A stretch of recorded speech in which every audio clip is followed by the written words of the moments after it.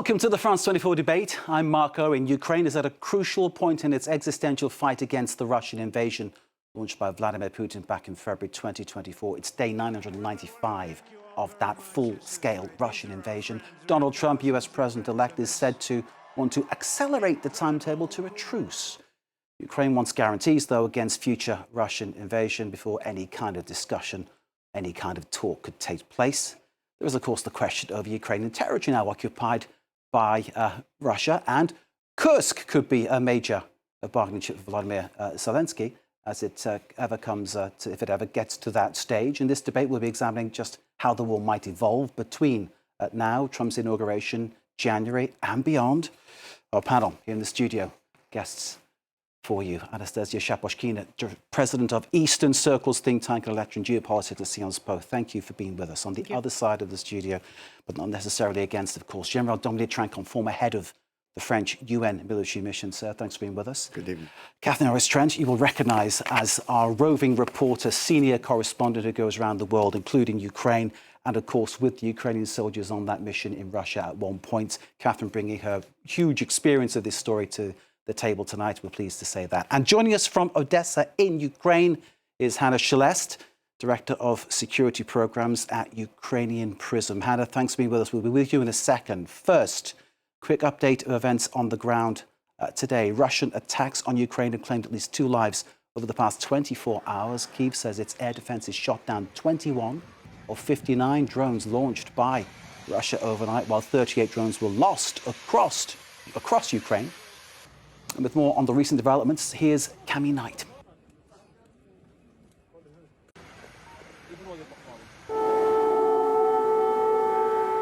Residents of Kyiv woke up to the sound of air raid sirens. An air defense fire. It was the first missile attack on the capital since August, but seeking shelter has become almost routine, entire families taking refuge in metro stations. It's horrible every time there's a missile attack. We've got used to drone strikes, if it's even possible to get used to them, because they fly over us every night. The Kyiv region suffers constantly. On the outskirts of Kyiv, falling debris injured several people after a warehouse caught fire.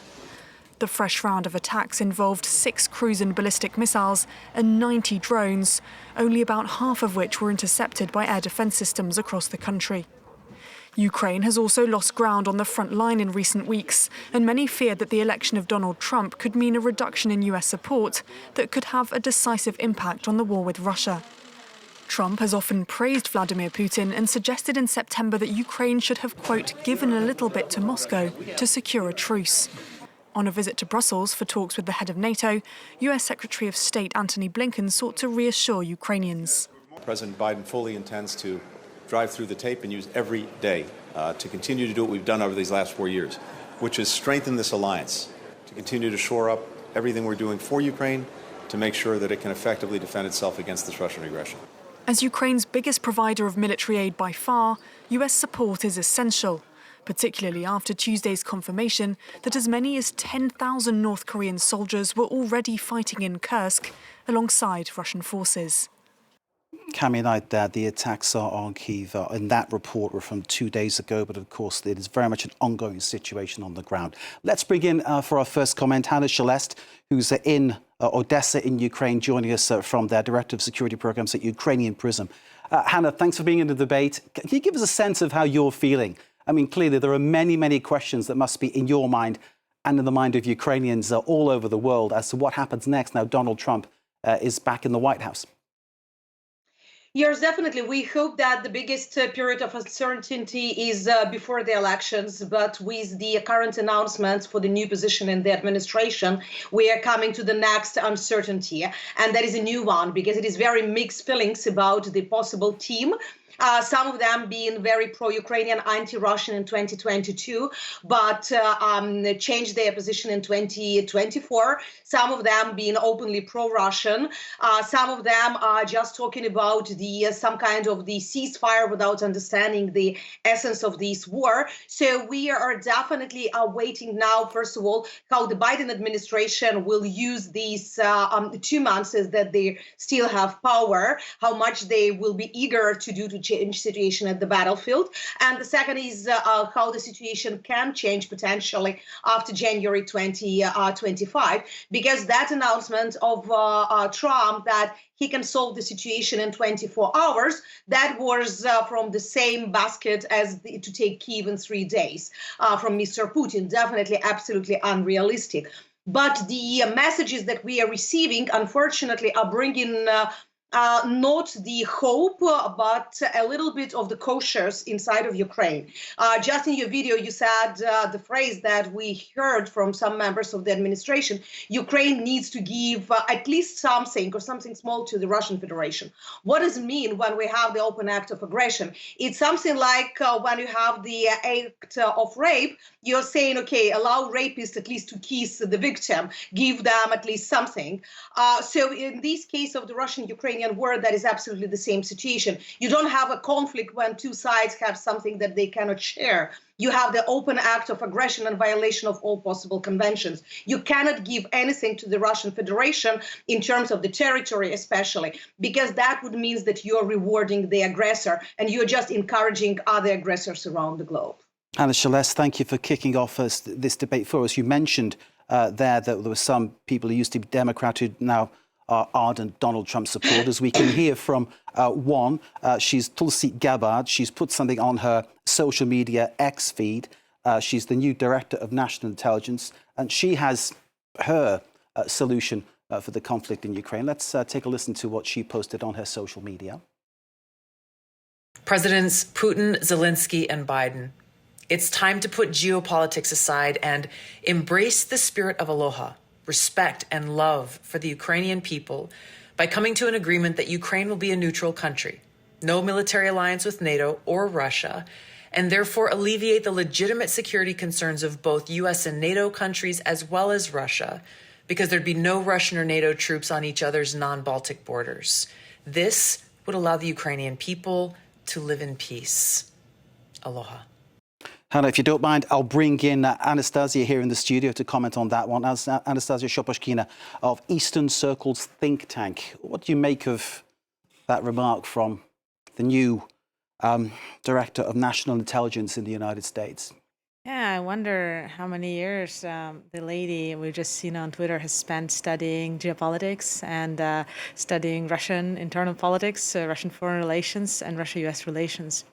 And by her rhetoric, it just doesn't look like there's been a lot of years. And I think that that's kind of the worst news for Ukraine in the sight of the of Trump administration coming is incompetence. We are about to witness the suicide of America as we have known it. And this is bad news for Ukraine because it's the bad news for every single institution in the US.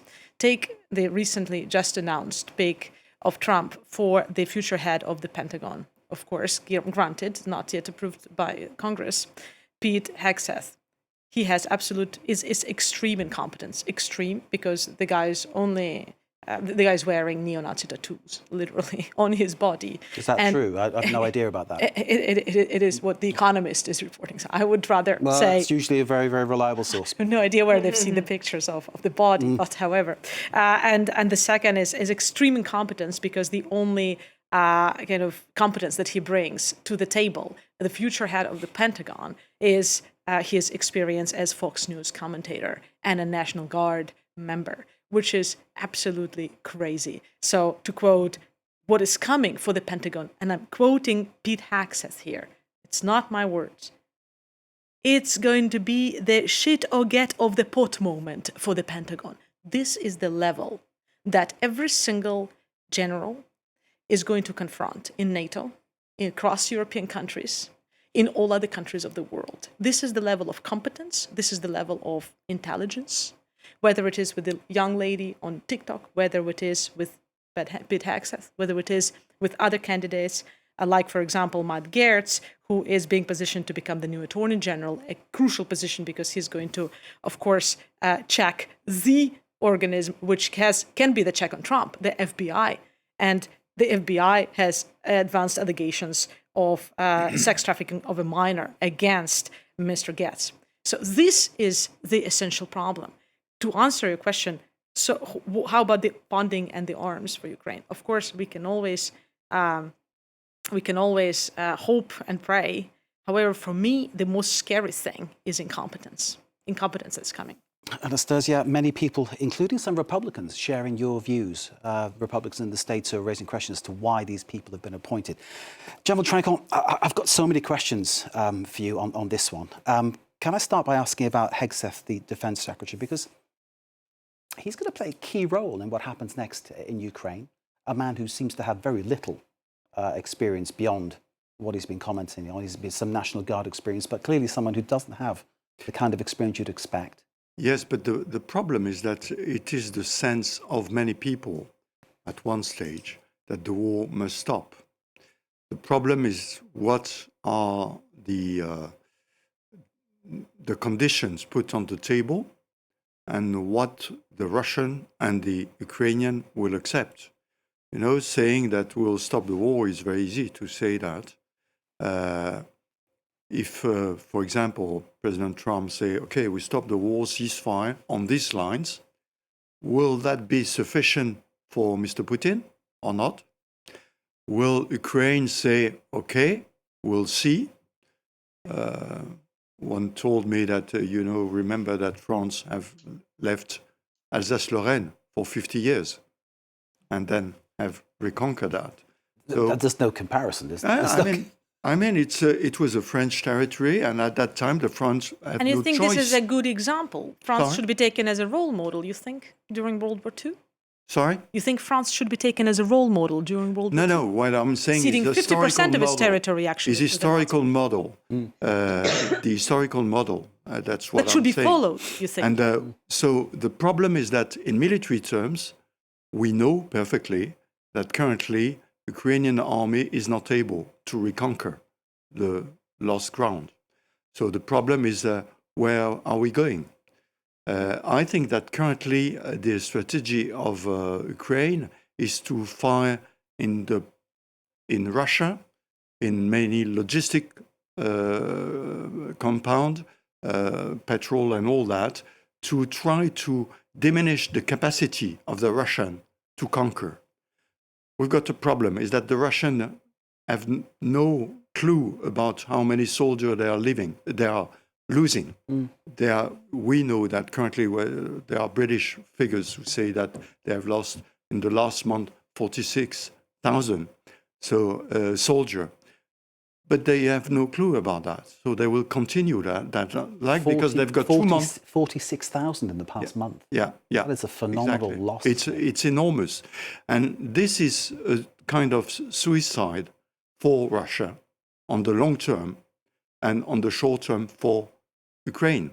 And so the real question is that what will be accepted by Ukraine and by Russia in 2 months' time? When suddenly President Trump will say, okay, we'll stop there. Will Russia say yes when they are progressing slowly, very slowly, but they are progressing?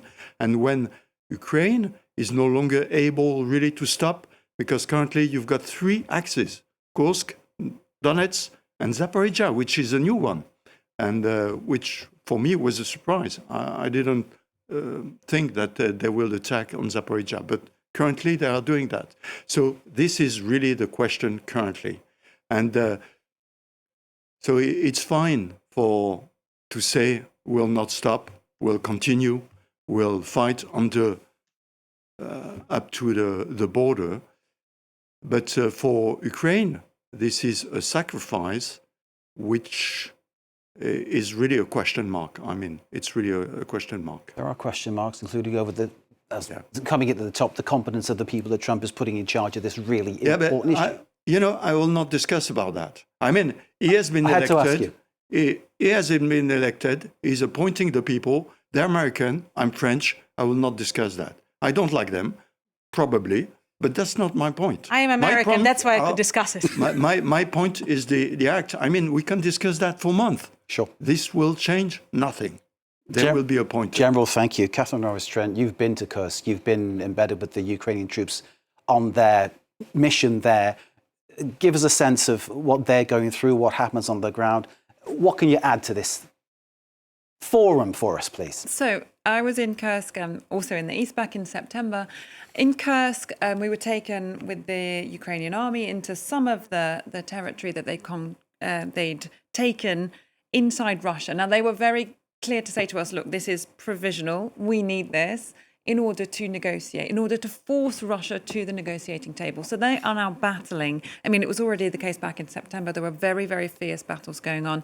And the Ukrainians were, it seemed, having problems holding some of that territory. We know the Russians have mounted counteroffensive. Putin clearly desperately wants it back. He wanted it back by the end of October. He didn't get that. So very fierce fighting there. Ukrainians desperately want to hold it, despite what appears to be a very heavy human cost to them. And we don't know the casualty figures for Ukraine either. But clearly, you know, they've lost an awful lot of men and women in this conflict already. And it seems very fierce fighting in Kursk. They want to hold on to that bit of land that they've got in order to force Russia to the negotiating table, and in order perhaps to try and get something, to try and persuade Trump to make some kind of deal here, which is the way I think they're going to try and approach it.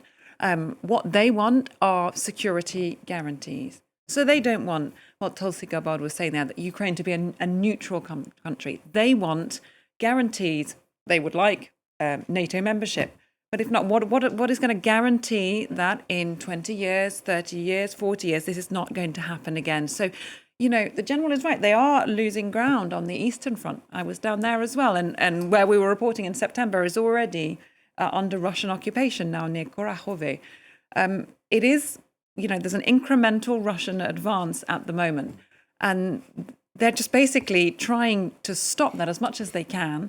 Both sides trying to galvanize their positions until Donald Trump actually gets into office, when he's inaugurated, so that they can, if they're forced to the negotiating table, have the best possible hand they can play. Indeed. I take it that the military personnel that you spoke to will be in no mood to give up anything. No, I mean, they say they've lost an awful lot of their fellow fighters. They've lost, I mean, everyone in Ukraine knows someone who, you know, the cemeteries, the military cemeteries are filling up. We saw it. It's a huge human toll. But at the same time, the troops I spoke to, you know, off camera, they are tired. The morale is pretty low. They don't feel they have any other choice. But you look at some of the people who've been mobilized recently. Some of them are in their 50s. A lot of these people just want to go home. They don't want to give up territory, but they do want the war to stop. People are tired among those I spoke to in Ukraine. So this is this paradox where they want an end to this war. They weren't happy with the way the Biden administration was conducting itself. Yes, giving them money, giving them aid, but they saw it as too slow and not arriving on time. So they want something quick and decisive, but at the same time, they don't want to have to concede territory to Putin. So it's an extremely tricky line to tread. Hannah Shellis, Director of Security Programs at Ukrainian Prism. I hope you can still hear us. Looking forward for your next contribution now. I take it you would not want to give up any territory. And how would you feel about the use of arms? Has the Biden administration given you the flexibility that you need? Would you be hoping, perhaps, that Donald Trump might look at this in a different way and decide to back you with that request to sort of go into Russian, well, be able to fire these weapons into Russian territory? First of all, I would like to emphasize one thing. Ukraine is not talking about the territories for the sake of the territories. When we're speaking about any of the towns or the village that is occupied by Russians, we're speaking about people. We're speaking about hundreds of thousands of people whose lives are there, whose houses are there, and those people who are still there under the occupation, who are arrested daily just for being Ukrainian, speaking Ukrainian language, and having Ukrainian books. So it is not about the village of Kurakhove, city of Konstantinovka or Kupiansk. It is about people who lived there and whose lives are there. And that's why Ukrainians being tired. Yes, for 3 years we are living in this unimaginable situation. But we know what those who are staying under the occupation are experiencing. And that's why the soldiers continue to fight on the northeast or south. And we know what people told the stories after the deoccupation of Kherson region, for example, 2 years ago. That's why that is real frustration with the inability to use weapons as it is, because it looks quite strange when you received a rifle and you are not allowed to shoot by it. And when you understand that you are spending hundreds of missiles and other type of the ammunition just to shoot those missiles or drones that are coming to the Ukrainian territory, instead of shooting against the airfield where the Russian airplanes, jets are starting all these missiles. Because you understand that Russian jets are not coming to the Ukrainian territory. The last attack against Kyiv, some of the missiles passed more than 1,000 kilometers. So that is the distance from where they've been shot. Odessa being shot regularly from the Caspian Sea. You can imagine the map and look over there. So de facto, we even have a bad joke that the best air defense of the Russian Federation is Mr. Biden policy. Just because this hesitation to allow Ukrainian armed forces to strike against the, first of all, airfields, that was one of the primary concerns, and the launch places from where Russians are shooting the Ukrainian territory. That was really, I would say, not just frustrating, but absolutely ununderstandable from the point of view of Ukrainians. So you are paying $1 million to recover Ukrainian energy system instead of helping Ukraine how not to allow Russians to destroy our energy system. Not speaking about the lives of the people, economy, and just the military situation. Because for the border regions and for the armed forces on the contact line, the most dangerous now is the gliding bombs. So that is those bombs from the airplanes that are coming there. And we don't have any sufficient air defense or any systems that can intercept them. So that's the question, is that we are all announcing, first of all, the numbers of assistance that are promised to Ukraine. Then we find out that usually we are not receiving all 100%, or we are receiving in 1 year and 1.5 even year with some of the equipment promised, from the promise to delivery. So that's really changing the situation.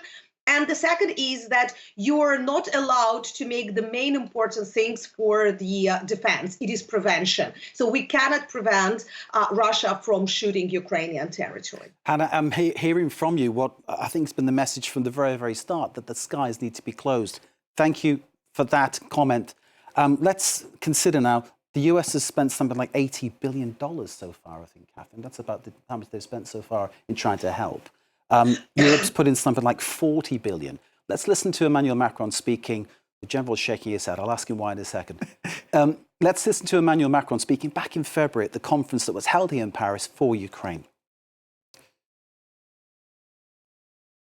Et nous avons la conviction, en effet, que la défaite de la Russie... We're convinced that defeating Russia is essential to security and stability in Europe. Un engagement stratégique de notre part... A strategic commitment on our part, a stronger mobilization alongside Ukraine to show that all the allies who are ready to do so, as in the case with France, will be there resolutely, for as long as necessary and whatever is required. Let me say that we are very lucky to have the United States of America here today, so committed. D'avoir les États-Unis d'Amérique qui sont là aujourd'hui, qui sont si engagés. So my question is, can Europe step in and fill that gap if the US pulls out? And I've got to ask you, sir, why were you shaking your head? Did I get my statistics wrong? Yes. I did. Correct me, please. I think the figures are closer. I mean, okay. We're talking about 70 and 60 okay. billion. But in fact, there are million and million, you know. The Europeans are providing that for helping Ukraine to survive, to have energy, to pay civil servants, to have things like that. The Americans are giving this money to buy US equipment, meaning that the money is going, in fact, in the industry of the American industry to provide the weapons. And the problem is that the Europeans are not able to provide as many weapons as the American. So if the American decide to stop sending weapons, we will have problem. We will have less problem next year than we would have 2 years ago, so because we are starting our industry. It's a question of accelerating the arms production, accelerating military production. Exactly. And ammunition mainly. But for example, air defense system, Patriot, only the American can provide it. So if they are stopping, you will have less air defense system, because in Europe, we are lacking air defense system. We have the Mamba for the French and Italian. We've got the SATCP, but we can't cover what currently the Patriots are covering. So in fact, if the Americans are stopping providing weapons, I think there will be a big problem, because we are not able to provide all the equipment that they are providing. Anastasia is dying to get on this one, but before I let you in, let's hear from Mark Rutte of NATO speaking a little earlier.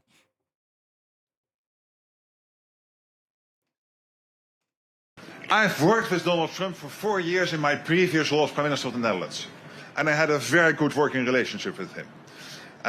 He will do everything needed to defend the United States, and he is well aware that the membership of NATO is part of the defense of the US. Look what is happening at the moment. Ukraine, North Korean soldiers, now being active in Russia and helping Russia with the war effort against Ukraine.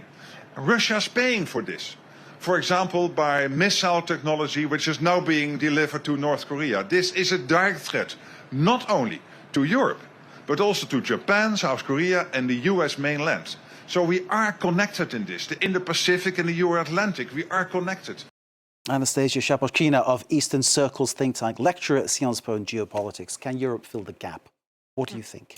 I want to just go back to the numbers first. So, according to NATO, to NATO commanders, and their not the numbers they're giving, 50% of the military assistance to Ukraine has been covered by European countries. 50%. Okay, we're talking about military assistance alone.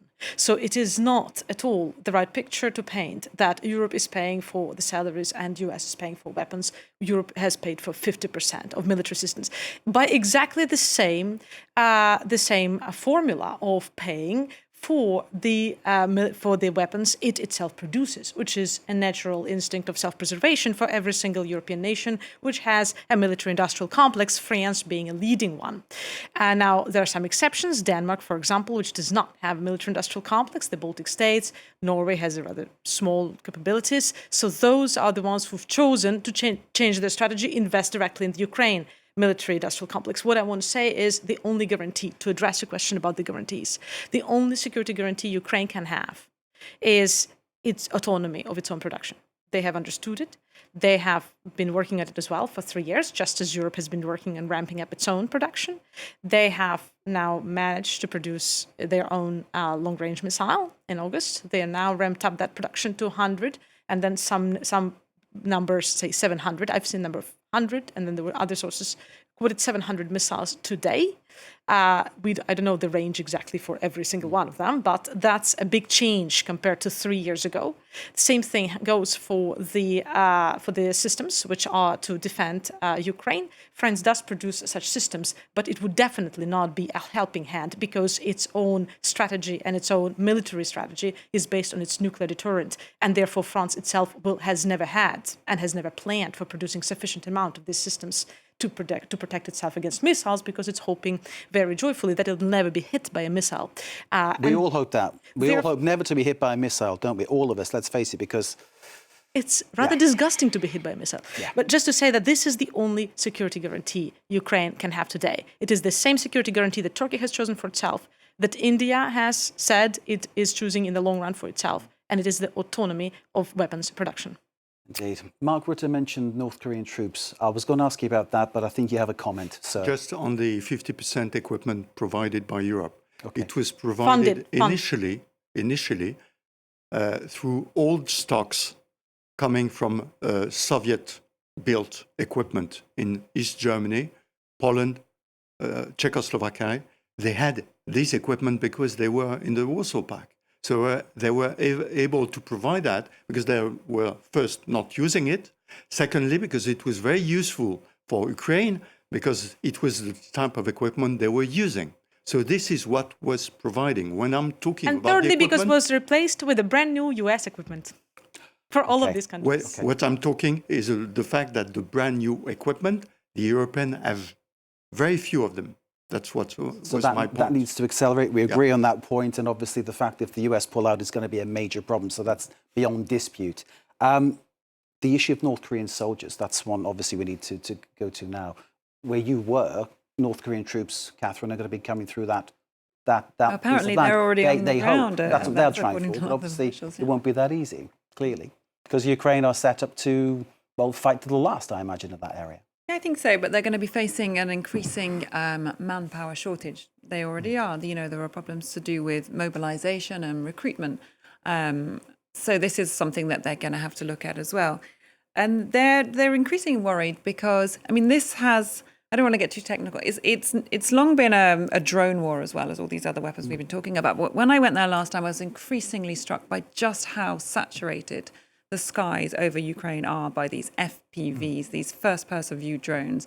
Obviously, getting access to military positions has always been complicated, but it's ever more so because literally people are terrified to drive to the frontline positions. It's just so difficult to stress how much of a threat it is at all times. You're basically being able to be seen wherever you are day and night with infrared cameras. And the Ukrainians say that whenever they innovate in terms of their own technology, their own drone technology, for example, then the Russians, get hold of it. They fell drones, they see it, and they just ramp up the mass production on a huge scale of similar weapons or other technology. And so that basically Ukraine will still need, even if it can produce its own weapons, it will need stocks coming in from elsewhere.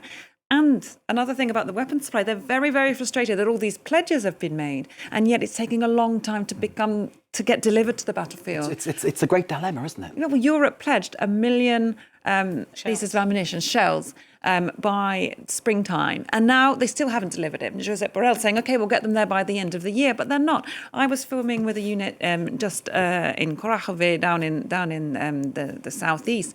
And they were firing for every, I think, 9 shells that the Russians were firing at them in this artillery war. They were firing 2 back, and they were rationing their ammunition because they just don't have enough stock. So they're very frustrated there. You get these pledges, and then it just takes so long to arrive.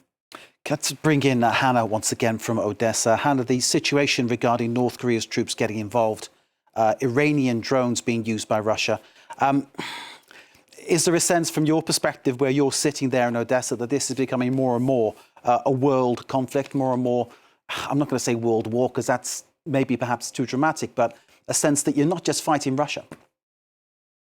Yes, for sure, because with Iran, that was a little bit easier, that being just the one technology delivered, and we understood that Iran didn't want to be involved in this. It was just beneficial, let's say, for both sides at that time, and we haven't seen very strong reactions from our Western partners. North Korea is the change. It is dramatic change because, first of all, we are speaking about several thousand manpower. So it's not just advisors coming or some volunteers. We're speaking about a big amount, but it's not that big amount that can change the situation at the battlefield. That is quite an opposite. That is experience, real war experience that the North Korean forces are getting from the Russian Federation, plus from the technologies that they have not been using before.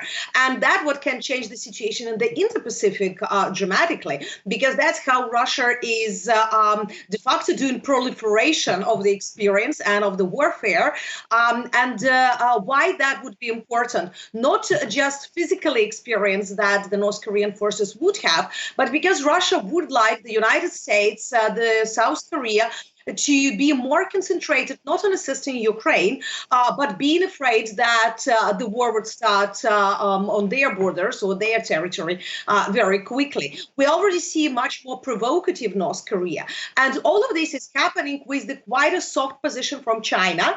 So even that originally, when a year ago we found out about the first delivery of the North Korean munition to the Russian forces, everybody expected that China would be strongly against it because they would like to have North Korea under their control, and suddenly they're becoming Russian partners, making Russia more influential in the region. But for 1 year, China was not very opposite to these.